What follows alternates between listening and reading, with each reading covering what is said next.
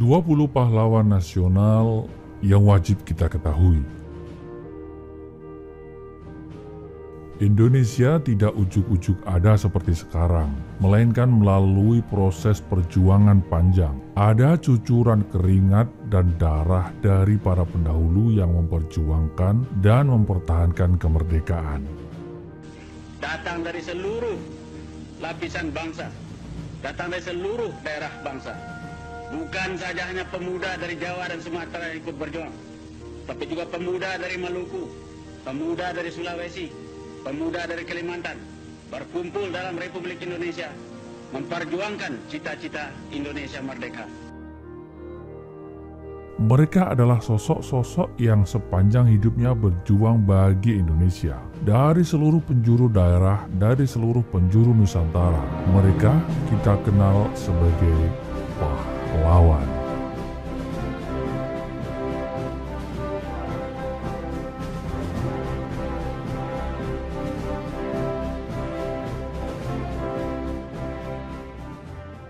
Pahlawan berasal dari bahasa Sanskerta, yaitu palawan, yang berarti orang yang dari dirinya menghasilkan buah pala.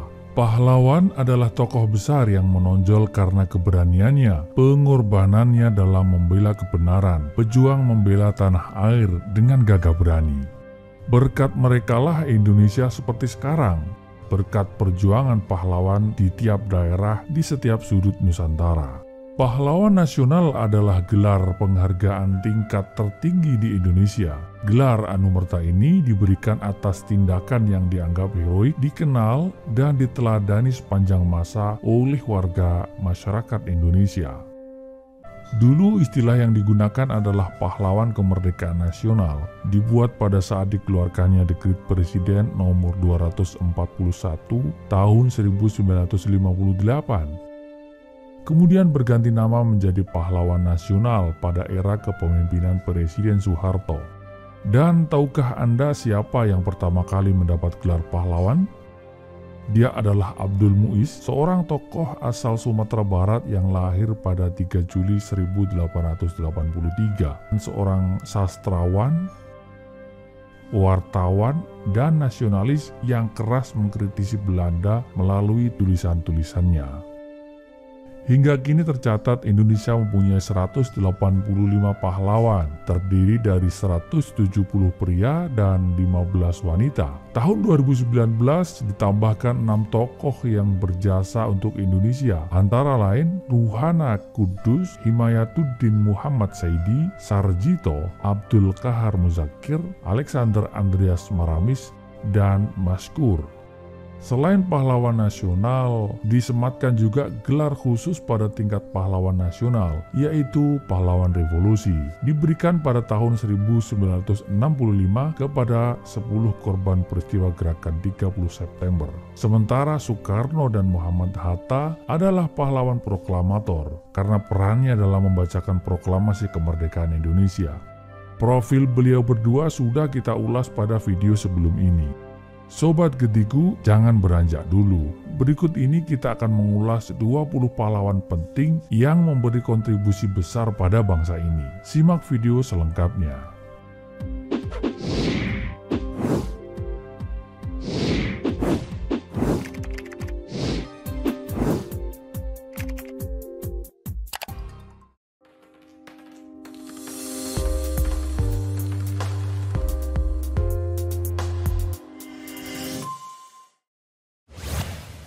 Jenderal Sudirman. Kutipan yang sangat populer dari beliau adalah satu-satunya hak milik nasional Republik yang masih tetap utuh dan tidak berubah-ubah meskipun harus menghadapi segala macam soal dan perubahan hanyalah Angkatan Perang Republik Indonesia. Maka sebenarnya menjadi kewajiban bagi kita sekalian yang senantiasa tetap mempertahankan tegaknya proklamasi 17 Agustus 1945 untuk tetap memelihara agar supaya hak milik nasional Republik itu tidak dapat diubah-ubah oleh keadaan yang bagaimanapun juga. Kutipan tersebut menjadi lem perekat bagi Tentara Nasional Indonesia untuk terus menjadi bagian dari NKRI dan solid bersama dengan Republik ini. Jenderal Besar Sudirman, beliau dilahirkan dari keluarga sederhana di Purbalingga, Jawa Tengah pada tanggal 24 Januari 1916. Di sejumlah buku dan artikel, Jenderal Sudirman merupakan anak dari pasangan Karsid Kartowiraji dan ibunya bernama Sijem. Kemudian Sudirman kecil diadopsi oleh Cokro Sunaryo dan istrinya Turi Dowati.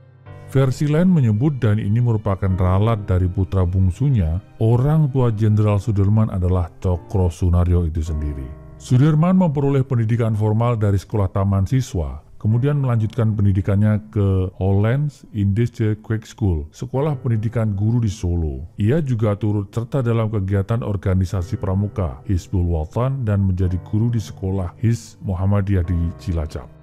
Pada zaman penjajahan Jepang, Sudirman bergabung dengan Tentara Pembela Tanah Air di Bogor. Setelah menyelesaikan pendidikan, beliau diangkat menjadi komandan batalion di Kroya, lalu menjadi Panglima Divisi 5 Banyumas sesudah TKR, Tentara Keamanan Rakyat, terbentuk.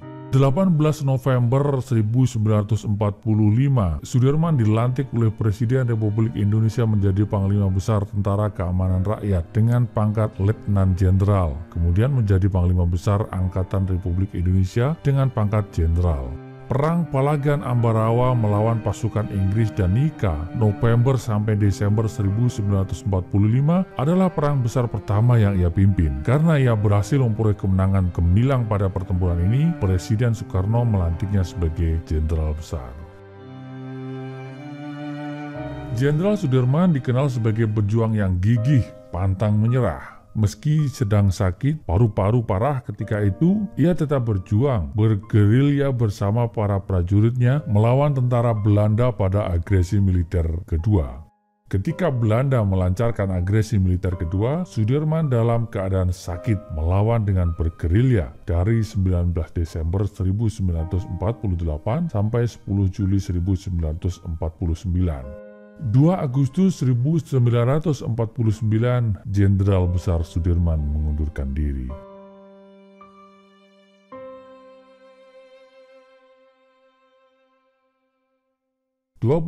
Januari 1950, Jenderal Sudirman meninggal dunia karena penyakit TBC parah.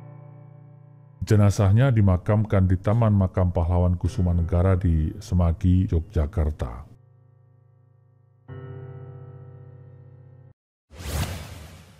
Bung Tomo, pekiknya merdeka atau mati masih sering kita dengar hingga sekarang. Dia adalah Bung Tomo, pahlawan nasional asal Surabaya.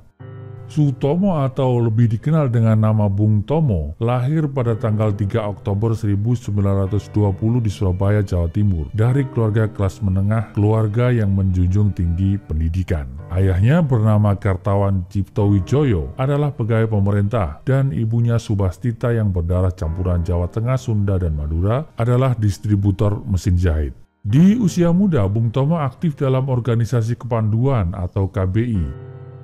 Bung Tomo aktif di jurnalisme. Ia pernah bekerja sebagai wartawan lepas pada harian Suara Umum Surabaya pada tahun 1937. Setahun kemudian menjadi redaktur mingguan Pembela Rakyat serta menjadi wartawan dan penulis pokok harian berbahasa Jawa di Surabaya pada tahun 1939. Pada masa pendudukan Jepang, Bung Tomo bekerja di kantor berita Tentara Pendudukan Jepang, Domei, bagian bahasa Indonesia untuk seluruh Jawa Timur di Surabaya pada tahun 1942 sampai dengan 1945. Saat proklamasi kemerdekaan 17 Agustus 1945 dikumandangkan, beliau memberitakan dalam bahasa Jawa bersama wartawan senior Romo Bintarti untuk menghindari sensor Jepang. 10 November, pihak sekutu mengirim pengganti Malabi. Pihaknya mengultimatum Indonesia menghentikan perlawanan terhadap sekutu dan menyerahkan semua senjata yang dimiliki. Rakyat Surabaya tak mengindahkan hal tersebut, kemudian membuat sekutu membombardir kota Surabaya. Sosok Bung Tomo yang revolusioner pun muncul membakar semangat api rakyat.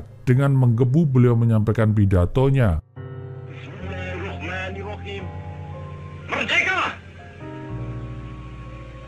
Saudara-saudara, rakyat jelata di seluruh Indonesia, terutama saudara-saudara penduduk kota Surabaya.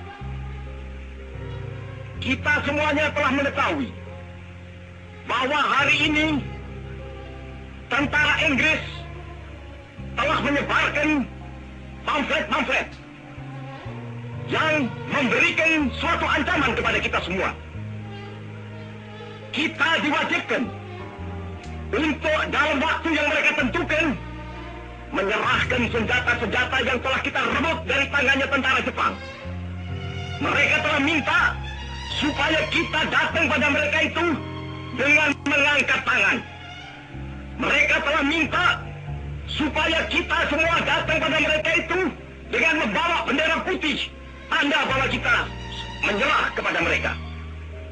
Saudara-saudara, di dalam pertempuran-pertempuran yang lampau, kita sekalian telah menunjukkan bahwa rakyat Indonesia di Surabaya, pemuda-pemuda yang berasal dari Maluku, pemuda-pemuda yang berasal dari Sulawesi, pemuda-pemuda yang berasal dari Pulau Bali, pemuda-pemuda yang berasal dari Kalimantan, pemuda-pemuda dari seluruh Sumatera, pemuda Aceh, pemuda Tapanuli, dan seluruh pemuda Indonesia yang ada di Surabaya ini, di dalam pasukan-pasukan mereka masing-masing, dengan pasukan-pasukan rakyat yang dibentuk di kampung-kampung, telah menunjukkan satu pertahanan yang tidak bisa dijebol, telah menunjukkan satu kekuatan sehingga mereka itu terjepit di mana-mana.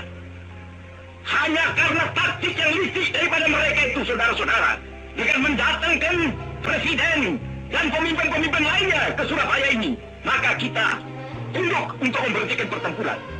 Tetapi pada masa itu mereka telah memperkuat diri, dan setelah kuat, sekarang inilah keadaannya. Saudara-saudara, kita semuanya, kita bangsa Indonesia yang ada di Surabaya ini, akan menerima tantangan tentara Inggris itu. Dan kalau pimpinan tentara Inggris yang ada di Surabaya ingin mendengarkan jawaban rakyat Indonesia, ingin mendengarkan jawaban seluruh pemuda Indonesia yang ada di Surabaya ini, dengarkanlah ini, tentara Inggris. Ini jawaban kita, ini jawaban rakyat Surabaya, ini jawaban pemuda Indonesia kepada kau sekalian. Hei tentara Inggris, kau mengendaki bahwa kita ini akan membawa bendera putih untuk takluk kepadamu. Kau menyuruh kita mengangkat tangan datang kepadamu. Kau menyuruh kita membawa senjata-senjata yang telah kita rampas dari tentara Jepang untuk diserahkan kepadamu. Tuntutan itu, walaupun kita tahu bahwa kau sekalian akan mengancam kita untuk menggempur kita dengan seluruh kekuatan yang ada, tetapi inilah jawaban kita. Selama banteng-banteng Indonesia masih mempunyai darah merah yang dapat membuat setarik kain putih, merah dan putih, maka selama itu tidak akan kita mau menyerah kepada siapapun juga. Saudara-saudara rakyat Surabaya, siaplah, keadaan genting. Tetapi saya peringatkan sekali lagi, jangan mulai menembak. Baru kalau kita ditembak, maka kita akan ganti menyerang mereka itu. Kita tunjukkan bahwa kita ini adalah benar-benar orang yang ingin merdeka. Dan untuk kita, saudara-saudara, lebih baik kita hancur lebur daripada tidak merdeka, sebelum kita tetap merdeka atau mati. Dan kita yakin, saudara-saudara, pada akhirnya pastilah kemenangan akan jatuh ke tangan kita. Sebab Allah selalu berada di pihak yang benar. Percayalah, saudara-saudara, Tuhan akan melindungi kita sekalian. Allahu Akbar, Allahu Akbar, Allahu Akbar. Merdeka! Dari sinilah muncul semboyan merdeka atau mati. Terjun ke dunia politik pada tahun 1956 sampai dengan 1959, beliau pernah menjadi anggota DPR sebagai perwakilan Partai Rakyat Indonesia. Perjalanan karir politik Bung Tomo mengalami pasang surut, apalagi saat masa pemerintahan Orde Baru. Beliau mendukung segala kebijakan Soeharto pada awalnya, tapi pada tahun 1970-an, beliau mulai mengkritik kebijakan Presiden. Bung Tomo meninggal 4 hari setelah merayakan ulang tahunnya yang ke-61. Beliau meninggal saat menjalankan ibadah haji di Mekah. Jenazah beliau dibawa pulang ke Indonesia, dimakamkan di Pemakaman Umum Ngagel, Surabaya. Sultan Syahrir lahir di Padang, Sumatera Barat 5 Maret 1909 dari pasangan Muhammad Rasad gelar Maharaja, Sultan bin Sultan Leman gelar Sultan Palindih, dan Putih Siti Rabiah yang berasal dari Kutu Gadang Agam, Sumatera Barat.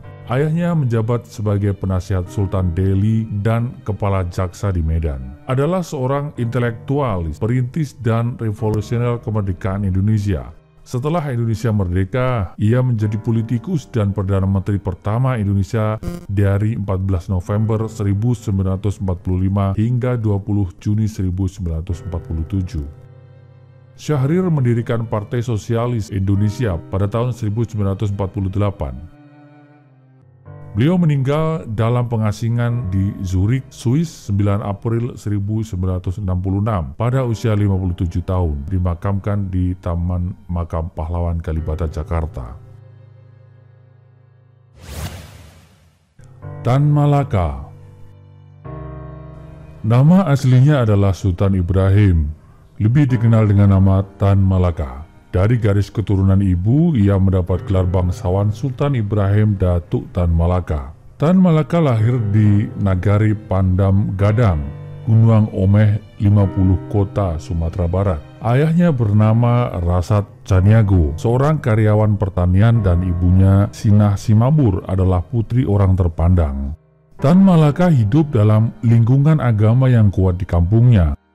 Pada tahun 1908, saat usia 21 tahun, ia mengenyam pendidikan di Sekolah Guru Negara di kota kelahirannya. 5 tahun kemudian, pada bulan Oktober 1913, memasuki usia yang ke-26 tahun, ia meninggalkan desanya menuju Belanda untuk menuntut ilmu di Sekolah Pendidikan Guru Pemerintah di Fort de Kock. Tan Malaka banyak menyumbangkan gagasan-gagasan cemerlang dalam perkembangan tatanan berbangsa Indonesia. Bahkan, Tan Malaka adalah pencetus konsep Negara Republik Indonesia melalui bukunya yang berjudul Nar de Republik Indonesia. Sebuah buku yang ditulis pada tahun 1925, 3 tahun sebelum Deklarasi Sumpah Pemuda. Karena buku inilah Muhammad Yamin menyebut Tan Malaka sebagai Bapak Republik Indonesia, disetarakan dengan George Washington yang merancang Republik Amerika. Semasa hidupnya, Tan Malaka berpindah dari negara satu ke negara lainnya. Hidup dari penjara ke penjara, dari pelarian ke pelarian, selama puluhan tahun.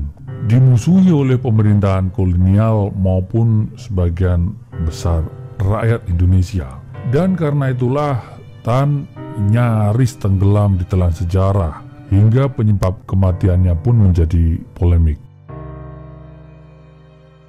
Tan Malaka meninggal di desa Selopanggung, Kediri, Jawa Timur, 21 Februari 1949 pada usia 51 tahun. Dan beliau dinobatkan menjadi pahlawan nasional pada tahun 1963.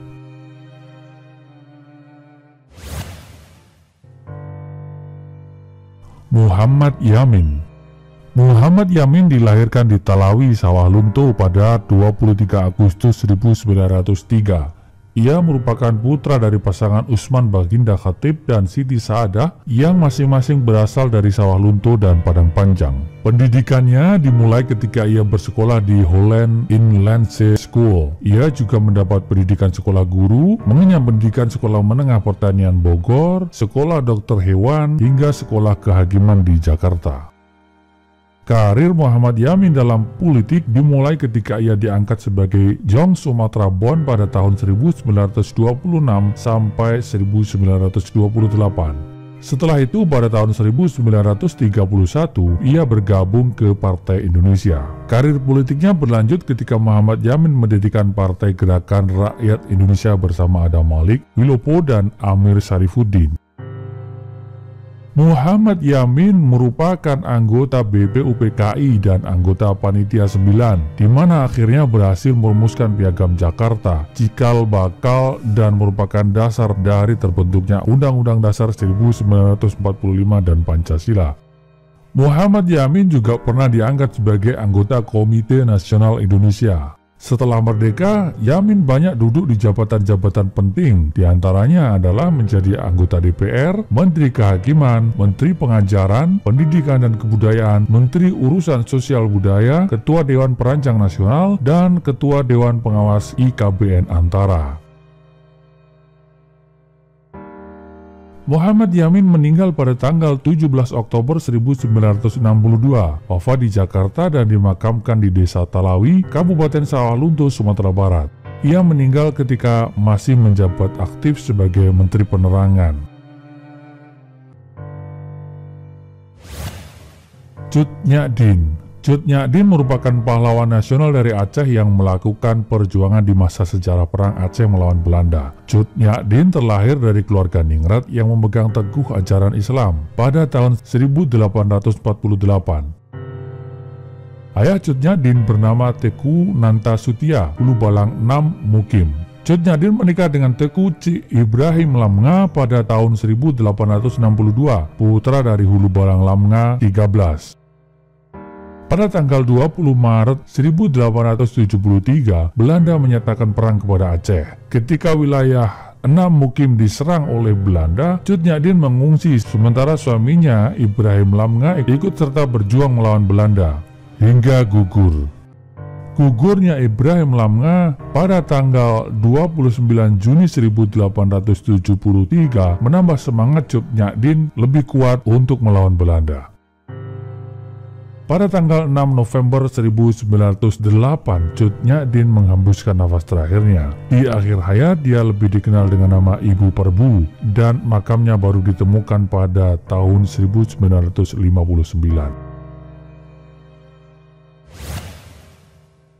Idam Khalid.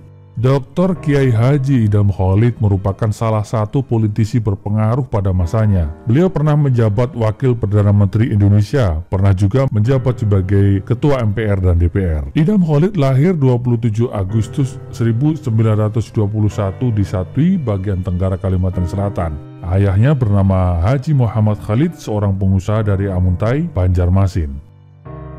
Tamat dari sekolah rakyat, Idam belajar di Madrasah Ar-Rasyidiyah yang pernah dikenal sebagai Arabic School di Amuntai. Setelah itu dia belajar ke pesantren Gontor Ponorogo. Pada tahun 1943 dia mulai menjadi guru di Gontor, lalu ke kampung halamannya. Di masa mudanya, selain aktif mengajar, Idam Khalid juga aktif berpolitik, menjadi sekretaris Panitia Kemerdekaan Indonesia dari Hulu Sungai Utara di Amuntai dan Ketua Masumi Amuntai.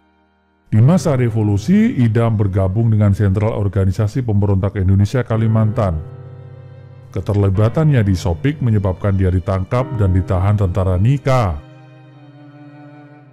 Pada 27 Maret 1949 dengan tuduhan menjadi penasihat, pelatih, dan mendalangi gerilya. Demikian seperti ditulis Ahmad Muhajir dalam buku Idam Khalid, Guru Politik Orang NU. Usai Perang Kemerdekaan, Idam Khalid diangkat menjadi anggota Parlemen Sementara Republik Indonesia mewakili Kalimantan. Tahun 1950, ia terpilih lagi menjadi anggota DPRS mewakili Masyumi. Ketika NU memisahkan diri dari Masyumi tahun 1952, Idam Khalid memilih bergabung dengan Partai Nahdlatul Ulama dan terlibat aktif dalam konsolidasi internal ke daerah-daerah. Idam Khalid memulai karirnya di Nahdlatul Ulama dengan aktif di GP Ansor. Tahun 1952, ia diangkat sebagai Ketua PB Ma'arif, organisasi sayap NU yang bergerak di bidang pendidikan. Pada tahun yang sama, ia juga diangkat menjadi Sekretaris Jenderal Partai dan kemudian menjadi Wakil Ketua. Selama masa kampanye pemilu 1955, Idam Khalid memegang peran penting sebagai Ketua Lajnah Pemilihan Umum Nahdlatul Ulama. Dan sepanjang tahun 1952-1955, ia duduk dalam Majelis Pertimbangan Politik PBNU dan sering mendampingi Rais Am Kiai Haji Abdul Wahab Hasbullah berkeliling ke seluruh cabang NU di Nusantara.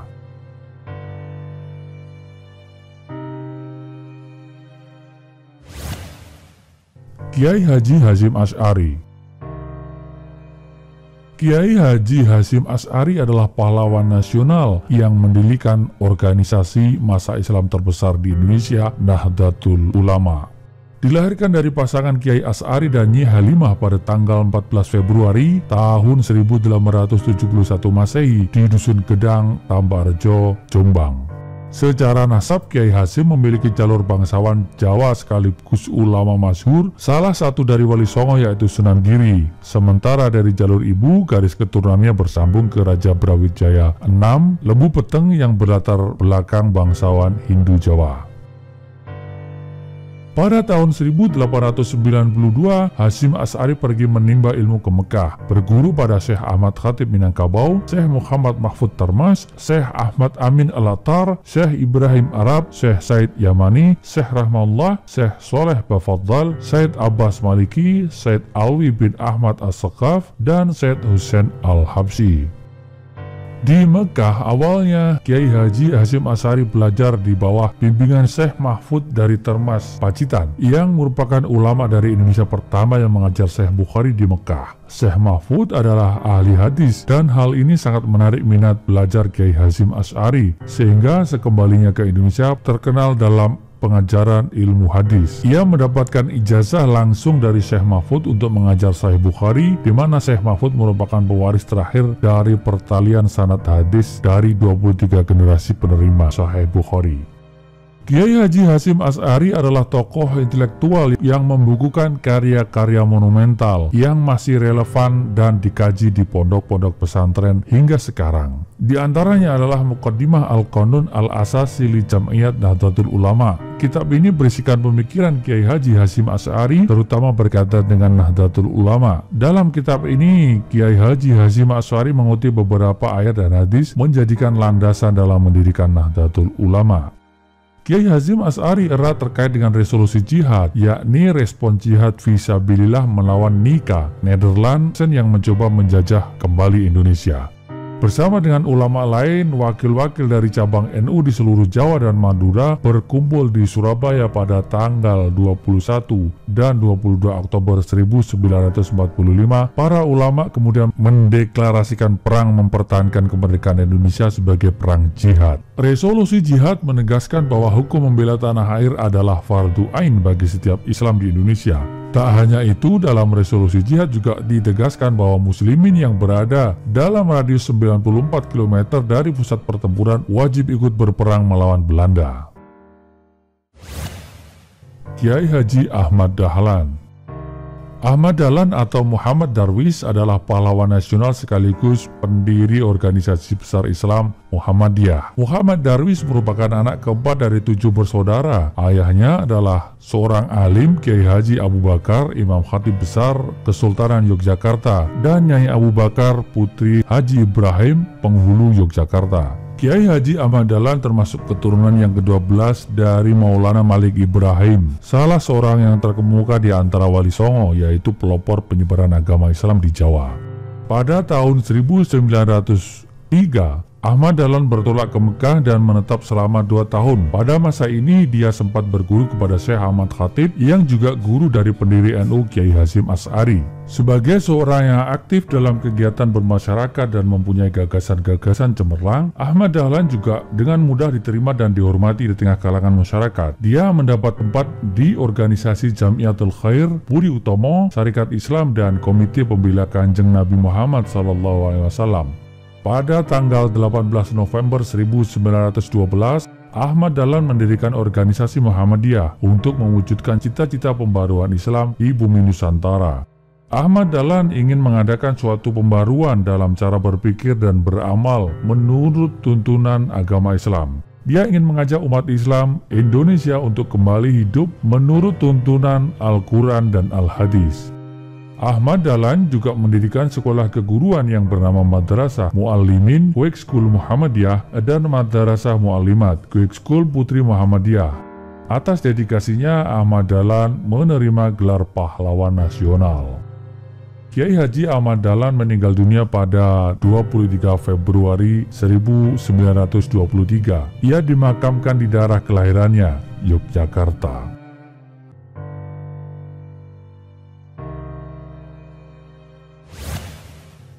R.A. Kartini.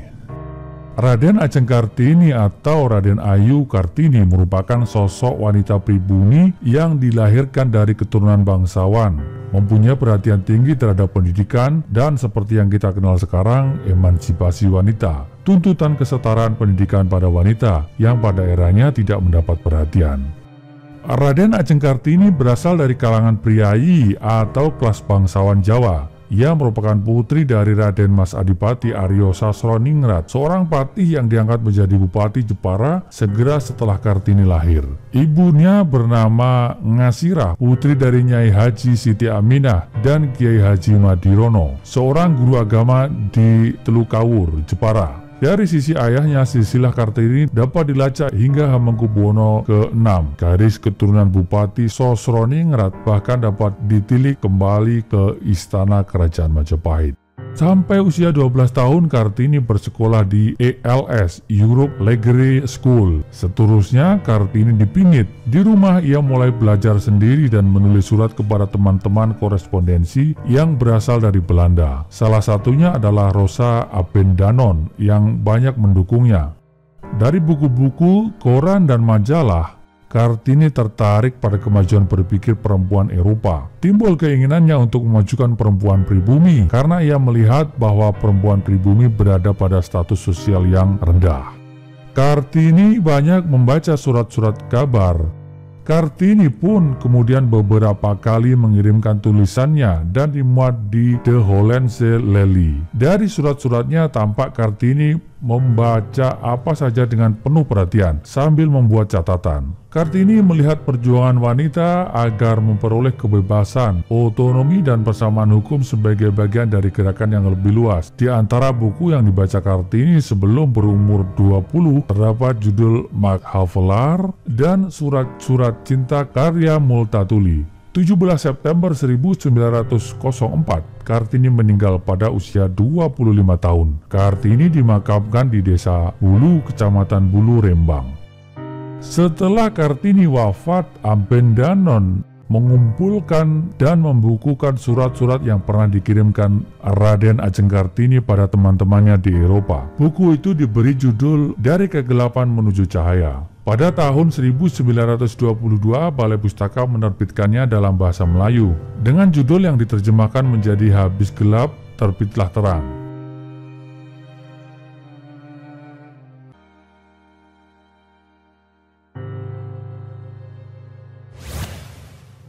Raden Dewi Sartika.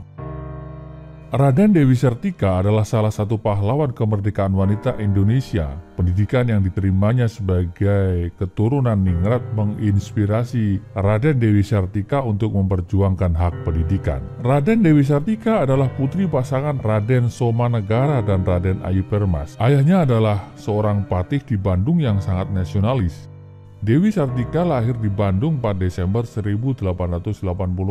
Dia adalah tokoh perintis pendidikan untuk kaum perempuan. Pada tanggal 16 Januari 1904, Dewi Sartika mendirikan sekolah istri atau sekolah untuk perempuan di Bandung. Pada tahun 1910, sekolah istri berganti nama menjadi Sekolah Keutamaan Istri. Sekolah istri tersebut terus mendapat perhatian positif dari masyarakat. Kemudian pada 1913 berdiri pula organisasi Keutamaan Istri di Tasikmalaya. Organisasi ini menaungi sekolah-sekolah yang didirikan oleh Dewi Sartika.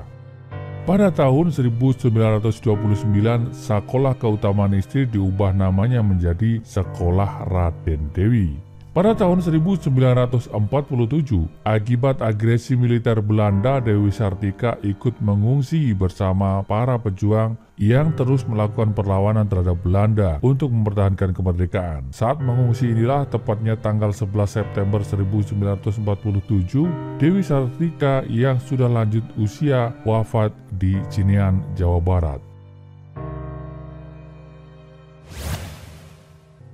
Pangeran Antasari, salah satu pahlawan nasional Indonesia yang berjuang untuk melawan penjajahan Belanda di daerah Banjar, Kalimantan Selatan. Pangeran Antasari lahir pada tahun 1797 di Banjar. Ayahnya bernama Pangeran Mas'ud bin Pangeran Amir. Ibunya bernama Gusti Khadijah binti Sultan Sulaiman. Pada tanggal 14 Maret 1862, Pangeran Antasari diangkat sebagai Sultan Banjar menyandang gelar Panembahan Amiruddin Mukminin sebagai pemimpin pemerintah, pemuka agama tinggi dan panglima perang. Untuk menghargai jasa Pangeran Antasari, tanggal 27 Maret 1968, beliau dianugerahi gelar sebagai pahlawan nasional dan kemerdekaan oleh pemerintah Republik Indonesia. Pangeran Diponegoro. Bendoro Pangeran Haryo Diponegoro atau biasa dikenal dengan nama Pangeran Diponegoro lahir di Ngayogyakarta Hadiningrat 11 November 1785. Adalah seorang pahlawan nasional Republik Indonesia yang memimpin perang Diponegoro selama periode tahun 1825 hingga 1830 melawan pemerintah Hindia Belanda. Perang ini disebut sebagai Perang Jawa karena berkobar di hampir seluruh daerah Pulau Jawa dan menjadi salah satu perang terbesar yang pernah terjadi dalam sejarah perjuangan melawan Belanda. Perang selama 5 tahun itu telah menguras sumber daya Belanda dengan membayar mahal biaya sebesar 25 juta gulden atau setara 2,2 miliar dolar Amerika Serikat, menunjukkan ketangguhan Diponegoro. Penghargaan atas jasa Diponegoro melalui pemakaian namanya sebagai nama salah satu universitas negeri di Semarang, yaitu Universitas Diponegoro atau Undip. Pangeran Diponegoro wafat pada 8 Januari 1985 di Makassar, Sulawesi Selatan.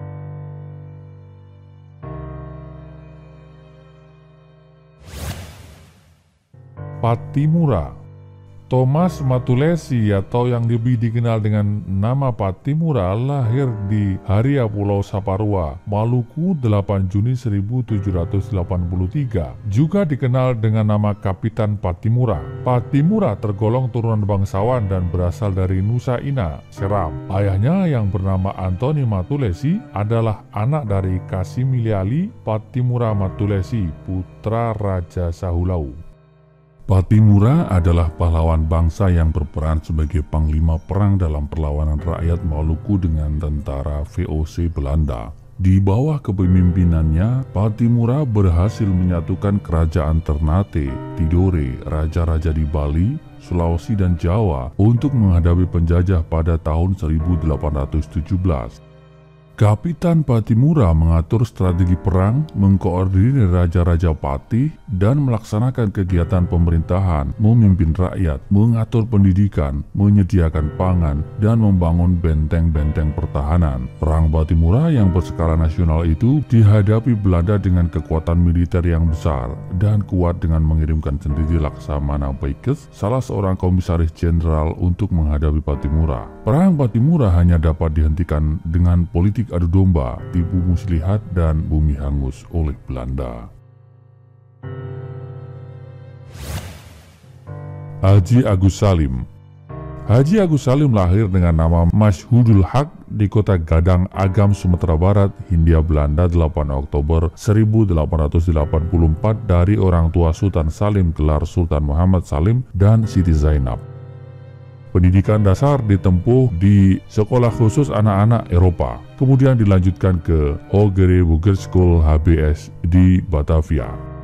Ketika lulus, ia berhasil menjadi lulusan terbaik di HBS se-Hindia Belanda. Setelah lulus, Salim bekerja sebagai penerjemah dan pembantu notaris pada sebuah kongsi pertambangan di Indragiri. Pada tahun 1906, Salim berangkat ke Jeddah, Arab Saudi untuk bekerja di konsulat Belanda di sana. Pada periode inilah Salim berguru pada Syekh Ahmad Khatib yang masih merupakan pamannya. Salim kemudian terjun ke dunia jurnalistik sejak tahun 1915 di harian Neraca sebagai redaktur 2. Setelah itu diangkat menjadi ketua redaksi. Kegiatannya dalam bidang jurnalistik terus berlangsung hingga akhirnya menjadi pemimpin harian Hindia baru di Jakarta. Kemudian mendirikan surat kabar Fajar Asia dan selanjutnya sebagai redaktur harian Mustika di Yogyakarta dan membuka kantor Artis dan Informasi Biro Penerangan Umum. Pada tahun 1915, Salim bergabung dengan Sarekat Islam dan menjadi pemimpin kedua di Sarekat Islam setelah HOS Cokro Aminoto. Peran Agus Salim pada masa perjuangan kemerdekaan Republik Indonesia antara lain anggota Volksrat 1921 sampai 1924. Agus Salim juga anggota Panitia 9 BPUPKI yang mempersiapkan Undang-Undang Dasar 1945. Agus Salim juga pernah menjabat sebagai Menteri Muda Luar Negeri Kabinet Syahrir II 1946 dan Kabinet 3 1947. Agus Salim juga merupakan pembuka hubungan diplomatik Indonesia dengan negara-negara Arab, terutama Mesir pada tahun 1947. Di antara tahun 1946 dan 1950, ia laksana bintang cemerlang dalam pergolakan politik Indonesia, sehingga kerap kali digelari orang tua besar, the grand old man. Ia pun pernah menjabat Menteri Luar Negeri RI pada Kabinet Presidensial pada tahun 1950 sampai akhir hayatnya dipercaya sebagai penasehat Menteri Luar Negeri. Sampai akhir hayatnya, Haji Agus Salim dipercaya sebagai penasehat Menteri Luar Negeri. Setelah mengundurkan diri dari dunia politik pada tahun 1953, ia mengarang buku dengan judul Bagaimana Takdir, Tawakal, dan Tauhid Harus Dipahamkan, yang diperbaiki menjadi keterangan filsafat tentang tauhid, takdir, dan tawakal. Haji Agus Salim meninggal dunia pada 4 November 1954 di Rumah Sakit Umum Jakarta, dimakamkan di Taman Makam Pahlawan, Kalibata, Jakarta. Martha Christina Tiahahu. Martha Christina Tiahahu lahir di Nusa Laut, Maluku 4 Januari 1800. Dibesarkan oleh ayahnya Kapiten Paulus Tiahahu yang merupakan kawan baik dari Thomas Matulesi dan Kapiten Patimura. Sejak kecil, perempuan yang akrab disapa Martha Christina ini sering mengikuti ayahnya dalam rapat pembentukan kubu-kubu pertahanan, hingga pada akhirnya di usia yang ke-17 tahun ia turut andil dalam pertempuran melawan Belanda di Pulau Saparua. Bersama dengan para pejuang tanah Maluku yang lain, Martha Christina cukup membuat kerepotan Belanda. Pimpinan Belanda, Richmond, tewas tertembak dalam pertemuan, membuat Belanda semakin sengit dan melancarkan aksinya. Dengan persenjataan lengkap, pasukan Indonesia berhasil dipukul mundur dan beberapa pentolan pasukan ditangkap untuk dijatuhi hukuman mati, termasuk ayah Martha Christina, Kapiten Paulus Tiahahu. Martha Christina diasingkan ke Pulau Jawa dan wafat pada 2 Januari 1818 saat dirinya belum genap 18 tahun. Nyi Ageng Serang. Nyi Ageng Serang merupakan putri Pangeran Natapraja, salah satu panglima perang pasukan Pangeran Mangkubumi. Nama asli beliau adalah Raden Ajeng Gustiah Wulaningsih, lahir pada tahun 1752, Serang, Purwodadi, Jawa Tengah. Beliau ingin memimpin pasukan untuk menahan serbuan pasukan Belanda terhadap daerah Serang. Nyi Ageng Serang sempat bergabung dengan pasukan Pangeran Diponegoro untuk melawan Belanda. Dengan pasukan Nataprajan, ia bertempur di daerah Serang, Purwodadi, Kudus, Demak, Juwana, Semarang, dan Rembang. Karena usahanya itu, ia diangkat menjadi penasehat pasukan Diponegoro. Meski usianya sudah lanjut, ia tetap memimpin pasukannya hingga ia wafat di Yogyakarta pada tahun 1838 karena jatuh sakit. Warga Kulon Progo mengabadikan monumennya di tengah kota Wates berupa patungnya yang sedang menaiki kuda dengan gagah berani membawa tombak.